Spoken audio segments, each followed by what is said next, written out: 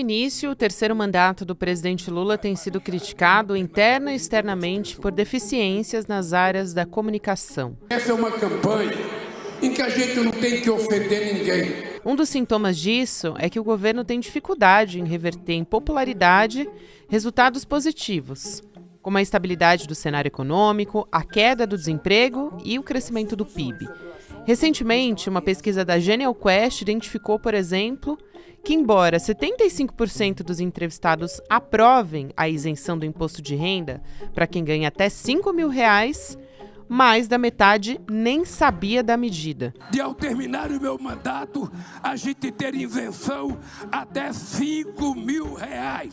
Que foi anunciada no final de novembro pelo ministro da Fazenda, Fernando Haddad. Aprimoramos as regras do orçamento. Por essas e outras razões, o cargo ocupado hoje por Paulo Pimenta como chefe da Secretaria Especial de Comunicação Social, a SECOM, está prestes a mudar de mãos. A disputa interna para assumir o cargo expõe antigas disputas entre setores da base do PT e o grupo ligado à Janja, primeira-dama, que já cuida das redes sociais. E o favorito para segurar esse rojão é o Sidônio Palmeira, marqueteiro da campanha de Lula em 2022. Quarta-feira, 18 de dezembro de 2024.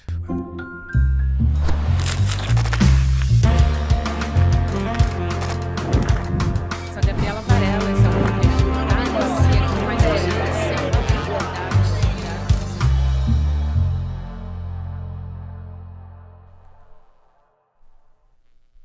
Olá, seja muito bem-vindo, seja muito bem-vinda. Eu sou a Gabriela Varela e esse é o Videocast em Detalhes. E aqui, sempre com um convidado, uma convidada, a gente analisa uma temática, uma notícia importante do momento. Hoje eu converso mais uma vez com o professor Vladimir Safatli, que é filósofo, escritor. Professor, um prazer te receber mais uma vez aqui no ICL, no Em Detalhes. Bem-vindo. O prazer é meu, Gabriela. Obrigado pelo convite. A gente, falando sobre essa expectativa de troca na comunicação do comando, né, da SECOM, da comunicação do governo, queria trazer um pouco do contexto aqui, né? Porque o mais cotado não é o único, tá? Mas é um empresário, publicitário, Sidônio Palmeira, que foi responsável pela campanha do presidente Lula em 2022, é muito próximo dele também. E, nesse caso, a gente teria a saída do Paulo Pimenta, que também, né, ele seria exonerado, mas ele também é muito próximo do presidente, teve muito presente na época em que o presidente Lula estava preso. Enfim, existe uma relação ali, uma espécie de gratidão, né, pelo que a gente tem acompanhado nos últimos anos. E aí, em paralelo a isso, eu queria trazer um pouco do contexto que a gente tem de uma pesquisa recente da Genial Quest, que, obviamente, não tem todas as respostas, muito longe disso, mas tem alguns indicativos para a gente poder pensar e começar a nossa conversa, professor, que diz que a base do presidente Lula se informa principalmente pela TV. E a gente teve 4 anos de governo Bolsonaro se informando majoritariamente por lives, pela internet, enfim. Pelas redes sociais, a gente tem um bolsonarismo muito forte.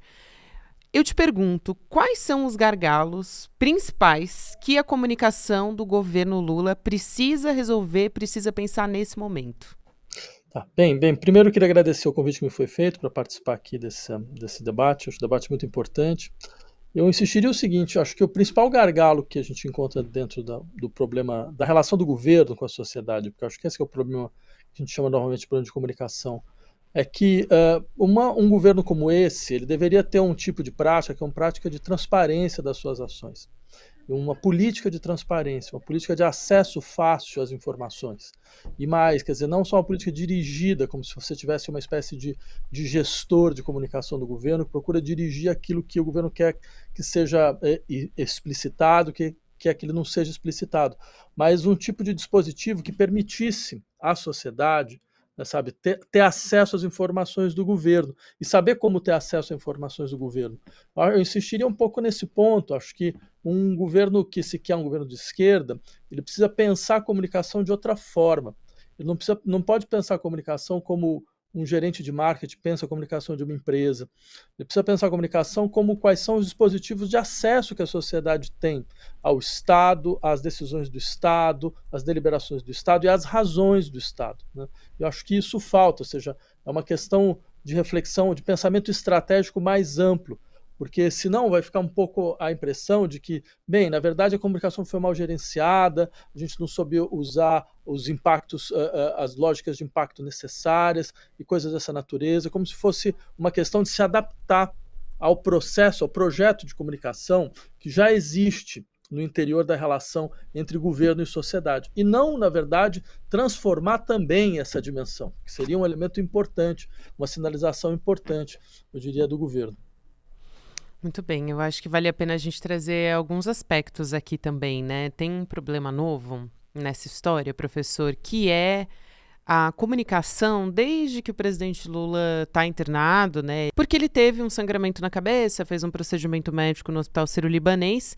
Então, de manhã foi divulgado um boletim médico aqui para explicar melhor para as pessoas, dizendo tá tudo bem com o estado de saúde do presidente. À tarde, o outro boletim foi o seguinte: vai ter a realização de um procedimento novo. Então, todo mundo ficou sem entender, rolou um susto até inicial, né? Quer dizer, o presidente vai fazer uma nova cirurgia. E aí, rapidamente, eles tiveram que ter uma maneira de comunicar para a sociedade o que estava acontecendo. Como que isso deveria ter sido feito, né? A SECOM manda, por exemplo, procurar, né, a Secretaria de Comunicação, o próprio Hospital Sírio-Libanês, que está concentrando a equipe médica que está fazendo todos os procedimentos. O hospital acaba passando essa demanda para o médico do presidente Lula, que é o Calil. O Calil acaba assumindo esse papel, enfim. Até durante o governo Bolsonaro, algumas vezes o Bolsonaro teve que fazer algum procedimento médico, passar por exame, alguma coisa assim. Quem fazia essa comunicação era o Rego Barros, que estava ali à frente da Secretaria da Presidência, né? Existia alguém num papel institucional fazendo essa comunicação com as pessoas. Uhum. Eu acho essa questão que você levantou uma questão importante, porque são esses momentos nos quais o governo se sente completamente fragilizado, quando, sei lá, alguém que está na presidência, por exemplo, está numa situação de saúde bastante delicada. Pode ser que pouca gente acredite, mas há uns 15 anos atrás eu montei um curso de comunicação pública, uma especialização para a Escola Superior de Propaganda e Marketing. E lembro muito bem, uma das matérias, quer dizer, uma das coisas que a gente insistia era o que significa gerenciamento de crise. Porque são esses momentos mais delicados. A gente está diante de uma espécie de crise, porque, afinal de contas, bem, a saúde daquele que ocupa a presidência é sempre uma questão bastante apreensiva, porque você coloca uma série de questões, bem, uma imaginação popular em volta e todo esse tipo de coisa. Então, acho que nessa situação de crise, você precisa primeiro, bem, você tem que ter uma convergência de informações para uma só pessoa, a pessoa que é responsável por isso, uma pessoa que é capacitada para saber lidar com os vários humores da sociedade. Coitado, o sujeito é um médico, ele não tem informação para tanto, ele essa não é uma das suas funções. Então é claro que a situação vai ficar muito mais tensa. Então você já tem uma sociedade tensionada pelo fato da saúde do presidente se demonstrar como uma saúde que precisa de cuidados especiais. Então você precisa distensionar a sociedade nesse momento, né? Eu acho que esse é um dado importante a ser lembrado. E também, eu acho que tem um aspecto aí importante que o governo ele é muito centrado no presidente Lula, né? Quando você vê, por exemplo, nos tempos que o Paulo Pimenta ficou ali muito dedicado à reconstrução do Rio Grande do Sul, né, com todas as enchentes que aconteceram por lá, ele ficou muito concentrado ali por volta de uns 4 meses. Até teve uma mudança interina na comunicação, foi o Laércio Portela, e foi um momento também que o presidente Lula deu muitas entrevistas para as rádios, de maneira geral, em diversos cantos do país, né? Foi um momento de comunicação muito forte no rádio. E não sei se é uma coincidência ou não, mas fato é que isso aconteceu ao mesmo tempo. E nesse momento, fica muito evidente o quanto, acho que foi a Heloísa Vilela que usou esse termo e eu achei muito bom, que o Lula é o melhor garoto propaganda do governo Lula, porque ele tem uma comunicação direta, muito fácil, muito acessível com a população brasileira, né? Como que você muda essa questão? Não muda necessariamente, né? Mas torna isso também um pouco mais distribuído entre um governo, né? Quer dizer, empodera os ministros para poderem também fazer essa comunicação com a população, né? O Haddad fez até o anúncio do pacote fiscal, daqui a pouco eu vou entrar nesse aspecto em específico, mas ele foi para a TV fazer um pronunciamento, né? Quer dizer, também dá essa sensação para as pessoas de que a gente tem outras pessoas, outros porta-vozes para se comunicar com a sociedade. Olha, eu acho que nesse momento mostra muito claramente a falta que faz a figura do porta-voz da presidência. Eu tenho uma dificuldade meio estrutural de entender por que ela foi cortada. O primeiro governo Lula, por exemplo, tinha como porta-voz o nosso colega aqui de faculdade, o professor André Singer, que fazia muito bem esse papel, quer dizer, que dava uma segurança institucional, da palavra institucional. A função do porta-voz é um pouco essa. Ele fornece a versão institucional da questão. E num caso como esse, por exemplo, seria um caso clássico, onde o porta-voz ele distensiona a sociedade, ele garante, ele fala, não, é isso que está acontecendo, ele se responsabiliza pelas informações, então você não fica aquela situação da qual a informação, você tem uma informação aqui, outra informação ali, informações contraditórias. Eu me pergunto muito por que afinal de contas, essa figura ela foi apagada, sendo que é uma figura central dentro de uma sociedade na qual a comunicação tem um papel tão importante quanto o nosso. Sem dúvida. E aí, entrando no aspecto especificamente, já que eu falei aqui do Fernando Haddad, a gente tem um momento de aumento de juros pelo Banco Central.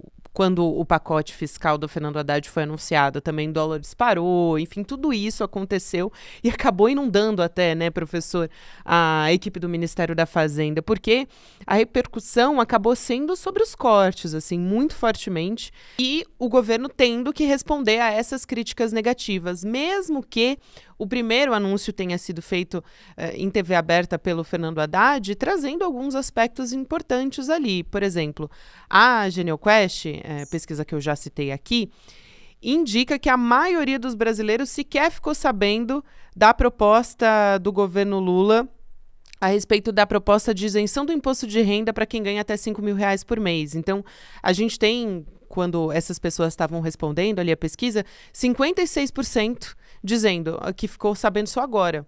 Então, existe um problema de comunicação ali, né? O que está faltando para isso chegar nas pessoas também? Porque, de fato, isso me ocorreu assim, porque o Haddad foi para a TV, mas o pós é que ficou difícil, foi a repercussão da imprensa que ficou batendo na tecla que o mercado não tinha gostado do pacote. Qual que é o problema aí?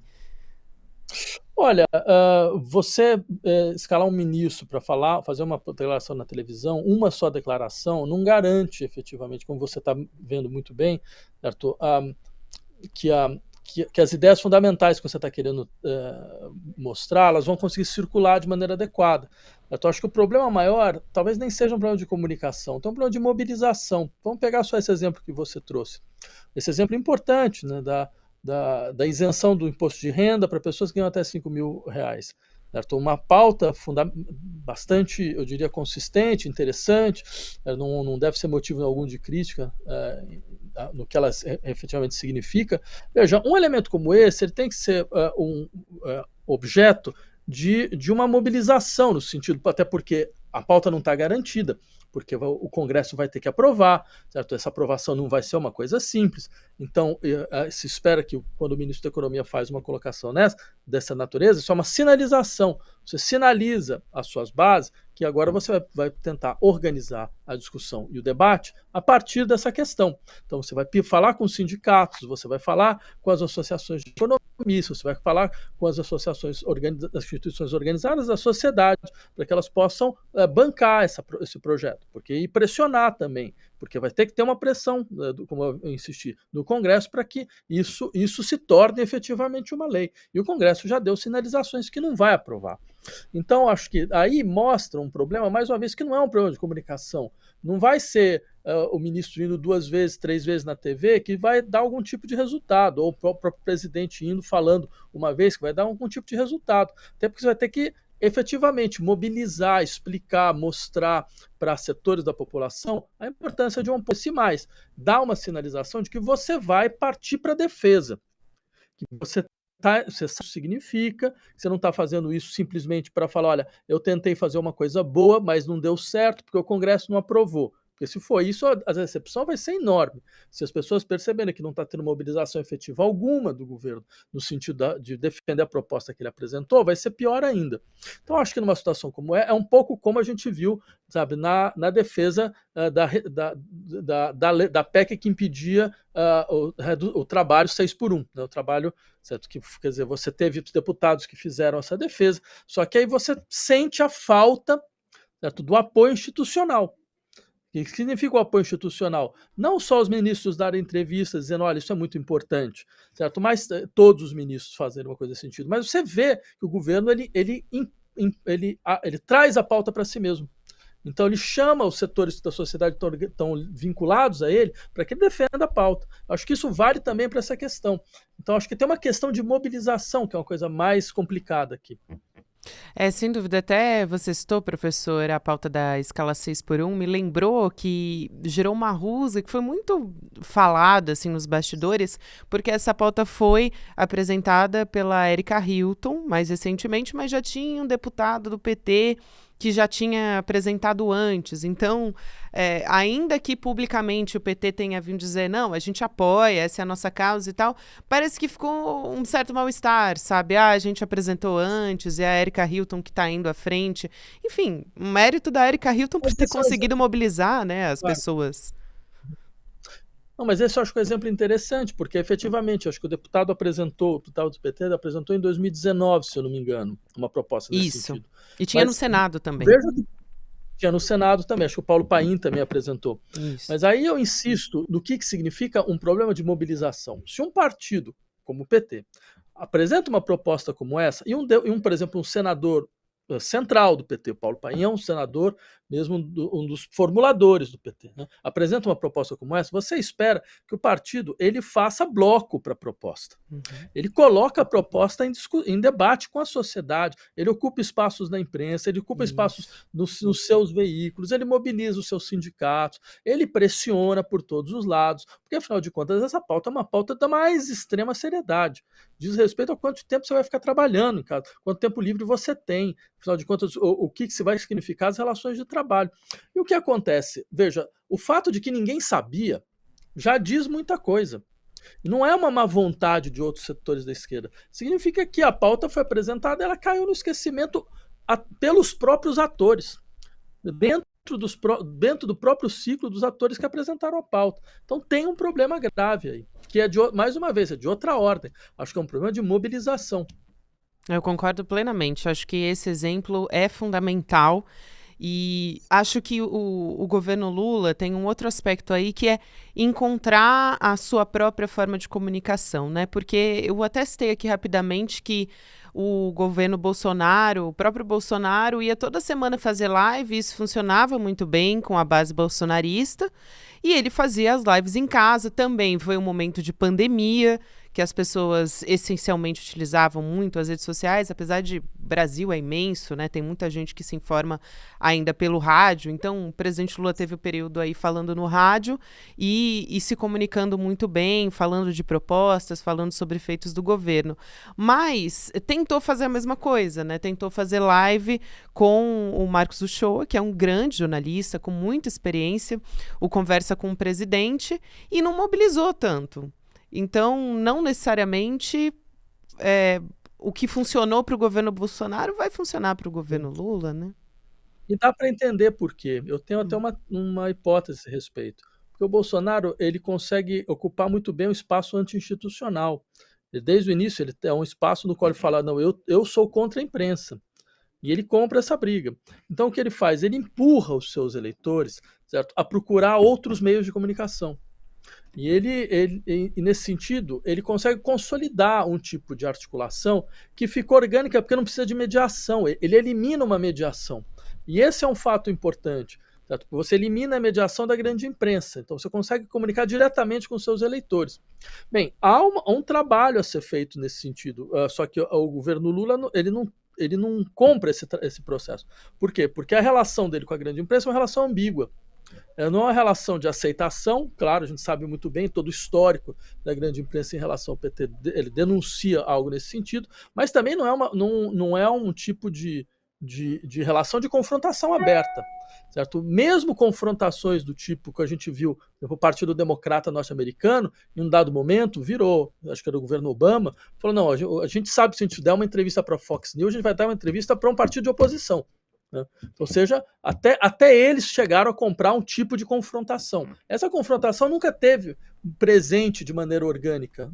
Tanto que, bem, os debates sobre comunicação, sobre democratização de comunicação, sobre problema de concentração de mídias em comunicação, que são debates tradicionais, do campo, nunca foram realmente encampados pelo. Falou, não, a gente sabe que se a gente der uma entrevista para a Fox News, a gente vai dar uma entrevista para um partido de oposição, né? Ou seja, até eles chegaram a comprar um tipo de confrontação. Essa confrontação nunca teve presente de maneira orgânica. Tanto que, bem, os debates sobre comunicação, sobre democratização de comunicação, sobre problema de concentração de mídias em comunicação, que são debates tradicionais, do campo, nunca foram realmente encampados pelo governo. Então isso cria uma posição muito difícil, eu diria, para um governo como esse ocupar. É difícil mesmo, e acho que também algo que foi muito inédito é que agora o presidente Lula está internado, né? Está na UTI e acabou atrasando até um pouco essa discussão também. Até por isso, talvez ela esteja se prolongando um pouco mais, porque ele fez uma crítica publicamente à comunicação, né? Eu até separei a frase exatamente que ele falou, porque ele falou publicamente sobre isso pela primeira vez, né, depois de tanto tempo, e essa crítica já acontece há bastante tempo.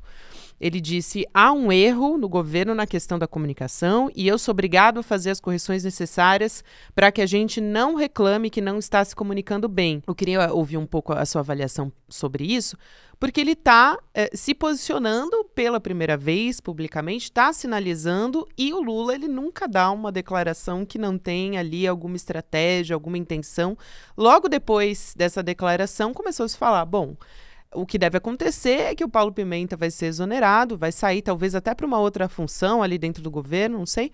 E o nome mais cotado, como eu já expliquei no começo da conversa, é o Sidônio Palmeira, publicitário. Mas existem outros nomes ainda cotados. De qualquer forma, que estratégia é essa do presidente Lula? Ela funciona? Ela está sinalizando para a sociedade, olha, eu sei que existe esse problema, vou resolver. E, enfim, até que ponto isso é uma boa estratégia política, vamos dizer assim? Tá. Então, Gabriela, talvez eu tenha uma análise um pouco distinta aí, porque eu acho que esse é um traço clássico de político, de falar que sempre tem um problema de comunicação. Certo? Quer dizer, sempre se tem alguma questão onde ele não vê que a sua popularidade não está no nível que ele gostaria de estar, não, porque a gente se comunica mal. Isso vale tanto para a esquerda quanto para a direita. Já vi muito político de direita fazer esse tipo de análise.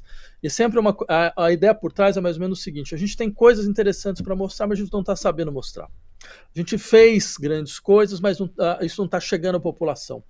Eu diria que eu não vejo as coisas exatamente assim. Eu acho que a questão é mais estrutural do que essa. Eu acho que não é um problema de comunicação. O governo tem efetivamente um problema sobre o que ele está entregando à população. Isso é uma discussão que a gente já tem há muito tempo. Certo? Ele é um governo que ele colocou uma expectativa aqui e as suas realizações elas estão muito abaixo do que foi a expectativa.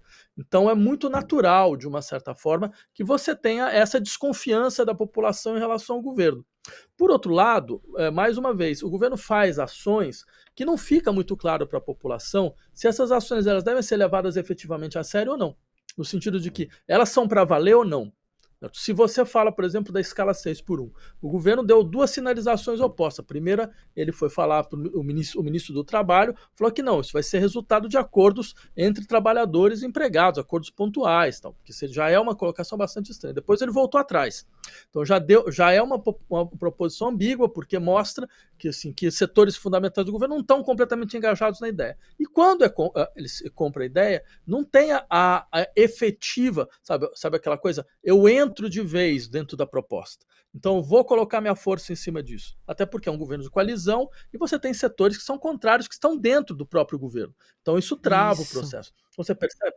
Não é um problema de comunicação, é um problema de como é que você gerencia um governo que ele é composto por uma aliança completamente heteróclita, que um setor para outro. Muitas vezes, isso já é Lula, que ele faz declarações como se você desse uma espécie de compensação simbólica para aqueles setores que vão perder dentro da aliança. Né? Então ele fala coisas que podem simbolicamente ser muito significativas para certos setores, mas do ponto de vista das ações, você não vê isso de maneira muito clara. né? Então, eu acho que há uma questão mais estrutural aqui, que a ideia de que há um problema de comunicação pode um pouco apagar. Ele pode servir como uma espécie de cortina de fumaça. Fala, não, problema de comunicação. Não, o problema não é de comunicação. O problema é um problema mais estrutural. O problema de o que significa, como é que você gerencia uma aliança como essa, como é que você faz um governo como esse funcionar. E o que está chegando efetivamente à população. Porque a gente começa a colocar coisas assim, mas a gente teve agora um nível de desemprego, o menor nível desde 2011.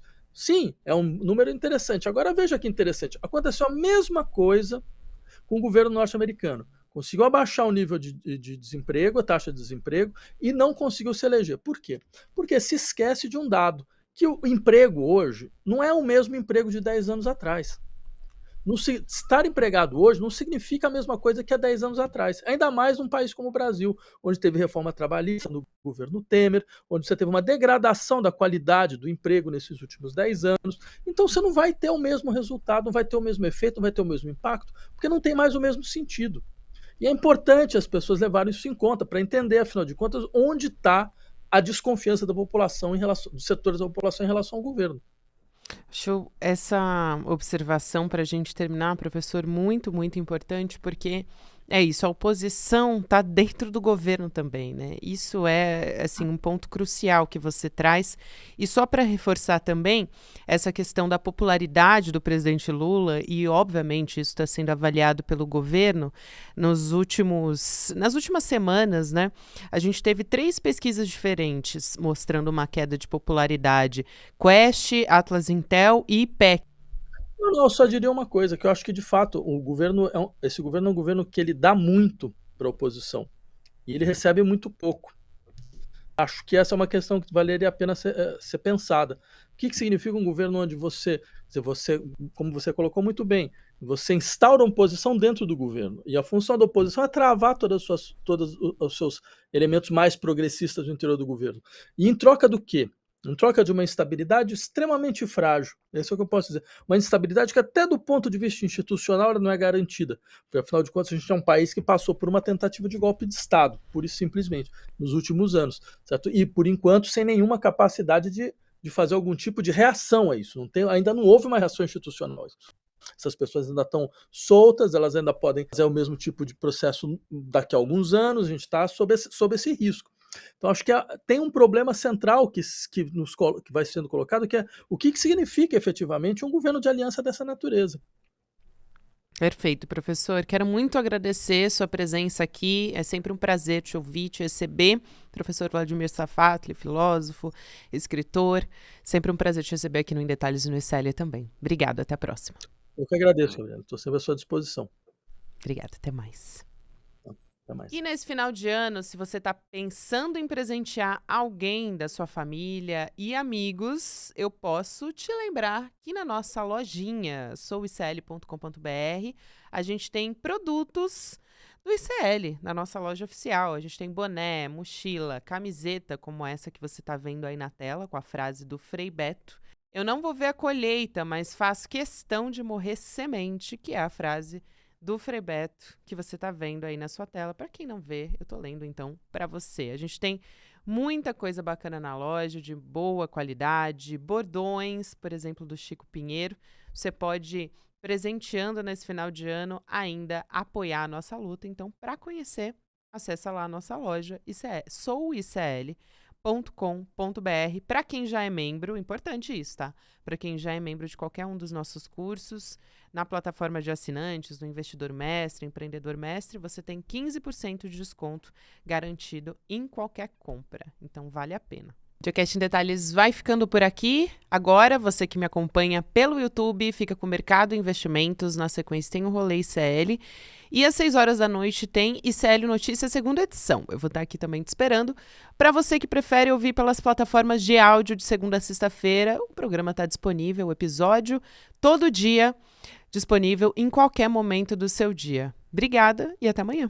A nossa aula com Barry Schwartz, um dos maiores psicólogos sociais do mundo, foi absolutamente fantástica. Realmente, o ICL não decepcionou no presente de fim de ano que trouxe para sua comunidade.